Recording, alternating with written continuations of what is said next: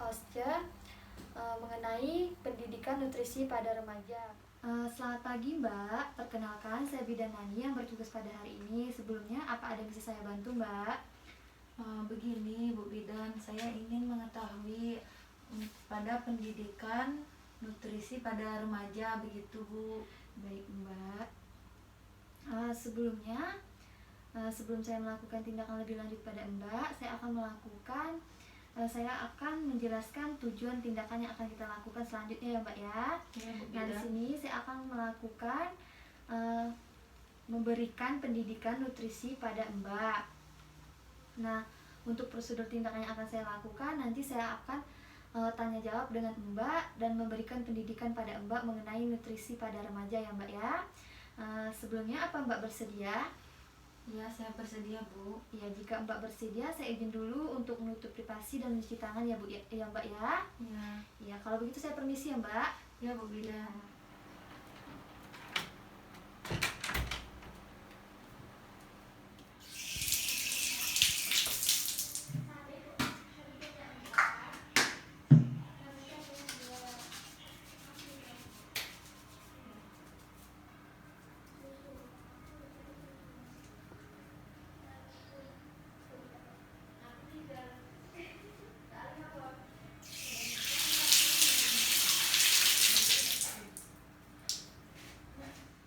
Baik Mbak, saya sudah selesai. Sekarang saya data Mbak dulu ya. Ya. Di sini untuk namanya siapa Mbak? Nama saya Naila. Naila ya. Untuk umurnya 16 tahun Bu. 16 tahun ya. Alamatnya Mbak? Nama saya Mojosongo. Agamanya Saya Katolik. Katolik ya. Mbak sekarang belum bekerja ya? Dulu. Nomor telepon yang bisa saya hubungi? 0812 Ya. XXX. Oke. Baik Mbak, pendataannya sudah selesai. Sekarang saya periksa dulu ya. Saya periksa Mbak ya. Iya Bu.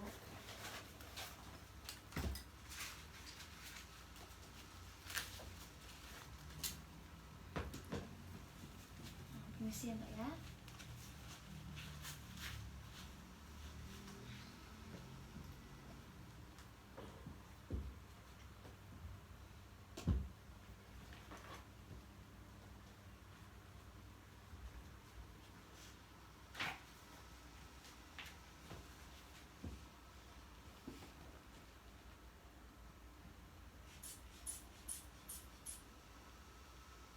Ini untuk tensinya normal ya Mbak ya, 120/80 ya. Iya Bu.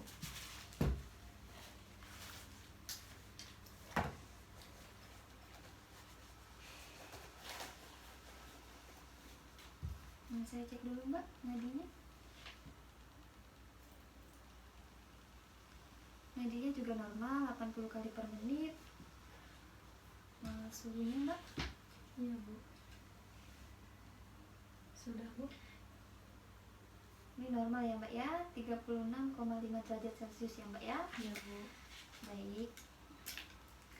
Sekarang saya sudah selesai melakukan pemeriksaan tanda vital pada Mbak. Nah, selanjutnya kita mulai ya Mbak ya untuk saya memberikan pendidikan nutrisi pada Mbak. Apa Mbak sudah siap dan bersedia? Iya Bu. Ya, kalau begitu kita mulai ya Mbak ya. Iya. Baik Mbak, sebelum saya mulai penjelasannya, saya mau bertanya dulu pada Mbak, apakah Mbak sebelumnya sudah pernah mendengar mengenai pengertian nutrisi pada remaja? Belum Bu Bidan. Oh, belum ya Mbak ya. Iya. Baik Mbak, nah jika begitu saya akan menjelaskan pada Mbak apa itu pengertian dari nutrisi. Nah, nutrisi adalah komponen yang penting yang menunjang kelangsungan proses tumbuh kembang, gitu ya Mbak? Iya Bu Bidan. Oh iya Bu Bidan, lalu apakah nutrisi itu sangat penting Bu Bidan untuk remaja? Jika sangat penting itu kenapa ya Bu? Baik Mbak. Iya, nutrisi itu sangat penting. Kenapa? Karena pada kelompok remaja seperti Mbak yang sedang mengalami pertumbuhan yang cepat, untuk memasuki usia pubertas, kebiasaan jajan, menstruasi, dan perhatian terhadap penampilan fisik atau body image pada remaja putri ya Mbak. Iya Bu Bidan. Oh ya begitu ya Bu Bidan. Lalu seperti apa gizi yang baik dan seimbang untuk remaja seperti saya ya Bu Bidan? Nah, baik Mbak. Jadi begini ya Mbak, untuk gizi yang seimbang itu Mbak bisa melakukan beberapa hal yang akan saya jelaskan ini ya Mbak ya. Ya Bu Bidan. Seperti Mbak harus biasakan makan 3 kali sehari bersama keluarga. Kenapa? Karena untuk memenuhi kebutuhan zat gizi selama sehari dianjurkan agar anak makan secara teratur 3 kali sehari, dimulai dengan sarapan atau makan pagi, makan siang dan makan malam. Nah, untuk menghindarkan atau mengurangi anak-anak mengkonsumsi makanan yang tidak sehat dan tidak bergizi, dianjurkan agar selalu makan bersama keluarga. Sarapan setiap hari penting, terutama bagi anak-anak, karena mereka sedang tumbuh dan mengalami perkembangan otak yang sangat tergantung pada asupan makanan secara teratur, begitu ya Mbak? Iya. Nah, yang kedua itu biasakan mengkonsumsi ikan dan sumber protein lainnya ya Mbak ya. Iya. Karena ikan merupakan sumber protein hewani, sedangkan tempe tahu merupakan sumber protein nabati. Protein merupakan zat gizi yang berfungsi untuk pertumbuhan, mempertahankan sel atau jaringan yang sudah terbentuk dan untuk mengganti sel yang sudah rusak ya Mbak ya. Oleh karena itu, protein diperlukan dalam masa pertumbuhan. Selain itu juga protein berperan sebagai sumber energi. Konsumsi protein yang baik adalah yang dapat memenuhi kebutuhan asam amino esensial, yaitu asam amino yang tidak dapat disintesa di dalam tubuh dan harus diperoleh dari makanan.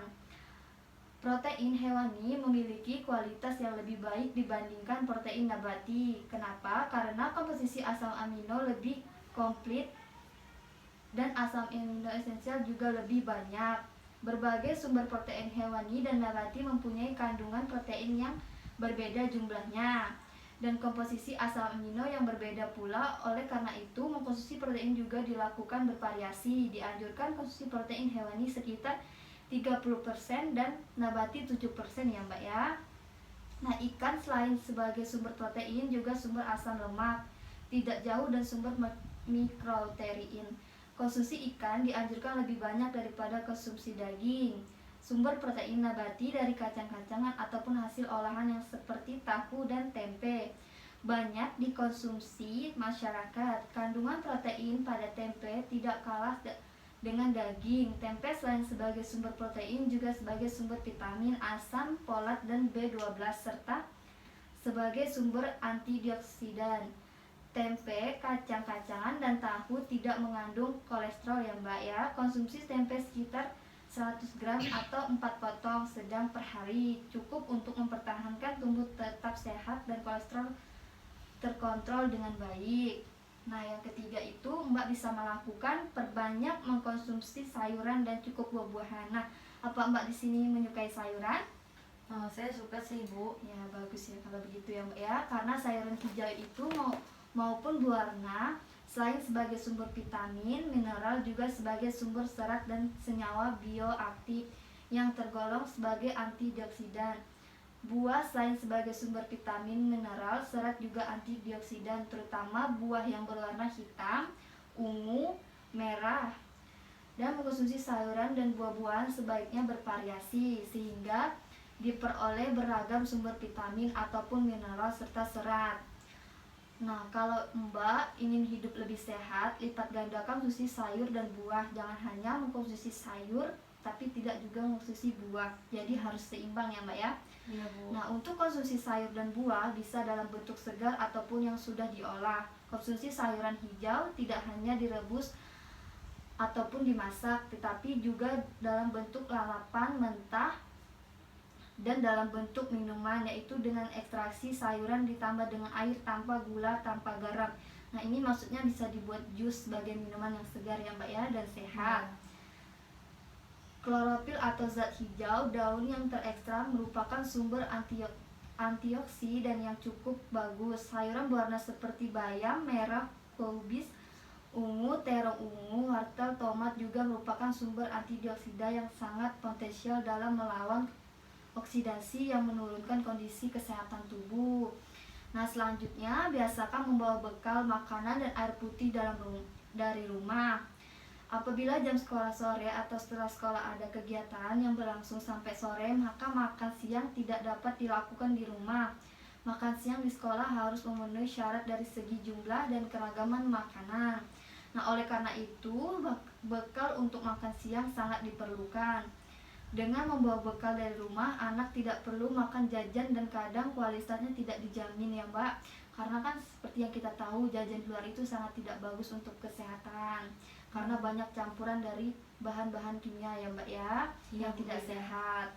Nah, di samping itu perlu membawa air putih karena minum air putih dalam jumlah yang cukup sangat diperlukan untuk menjaga kesehatan. Begitu ya Mbak ya.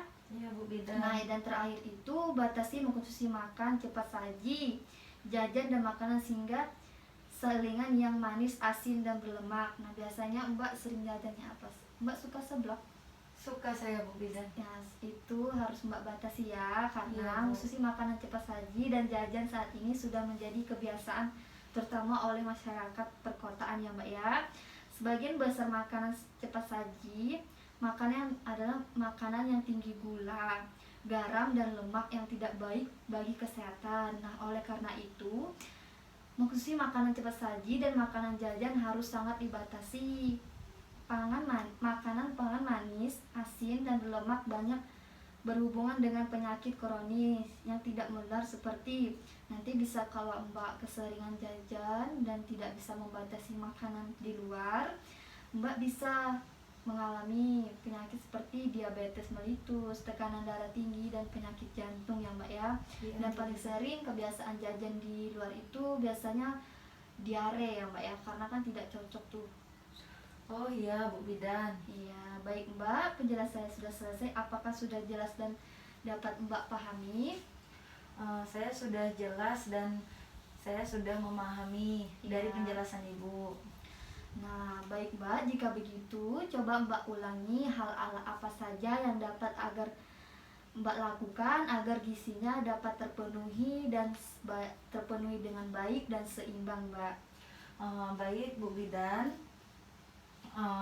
Tadi yang harus saya lakukan yaitu makan 3 kali sehari ya Bu. Iya. Kemudian perbanyak makan sayur Ya. dan cukup makan buah-buahan. Kemudian membiasakan membawa bekal makanan dan air putih dari rumah. Dan yang terakhir adalah harus membatasi jajan makanan cepat saji dan makanan selingan yang manis-manis, asin dan berlemak. Begitu Bu Bidan yang saya ketahui dari penjelasan Ibu. Iya, itu betul sekali ya Mbak. Baik, jika Mbak sudah paham, apa ada yang masih ingin ditanyakan lagi? Tidak Bu, saya sudah jelas dengan penjelasan Ibu tadi. Baik, jika begitu terima kasih atas kerjasamanya ya Mbak ya. Semoga bermanfaat untuk Mbak ke depannya dan selalu jaga kesehatan di masa-masa remaja karena itu masa pertumbuhan dan perkembangan yang sangat kognitif ya Mbak ya. Iya Bu.